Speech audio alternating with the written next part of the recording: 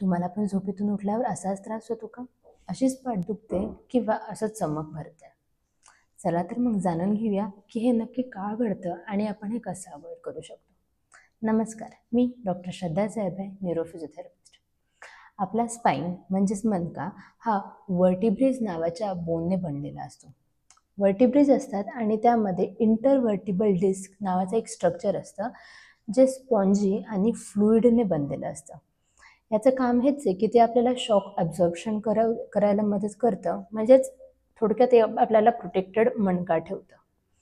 तर दिवसभराच्या कामामध्ये हे जे इंटरवर्टिबल डिस्कमधलं पाणी वगैरे असतं, तर ते थोडंसं यूज होऊन जातं. तर जेव्हा आपण रात्री झोपतो तेव्हा हे परत रिहायड्रेट व्हायचं काम करतं. तर आता सोप्या भाषेत सांगायचं झालं तर एखाद्या ठिकाणी खूप आपण पाणी वगैरे भरून झालं की मग ते थोडंसं स्टिफ होऊन जातं. तर तसंच जसं आपण पूर्ण वेळ झोपतो त्याच्यानंतर ते डिस्क रिहायड्रेट व्हायला मदत होते आणि थोडासा स्पाईन आपला सकाळी स्टिफ होऊन जातो. तर आपण हे ह्यात दुखणं कसं अवॉइड करू शकतो हे बघूया.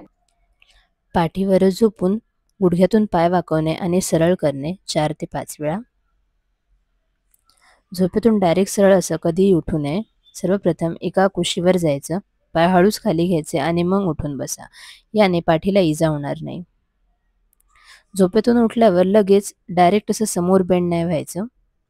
आधी खाली बसा आणि मग एखादी जड वस्तू उचला, त्याने पाठीला इजा होणार नाही. पाठीची हालचाल करण्यासाठी साईड बेंडिंग करू शकता 4 ते 5 वेळा आणि समोर हात करा, त्यांना वर घेऊन जा आणि बॅक स्ट्रेच करा.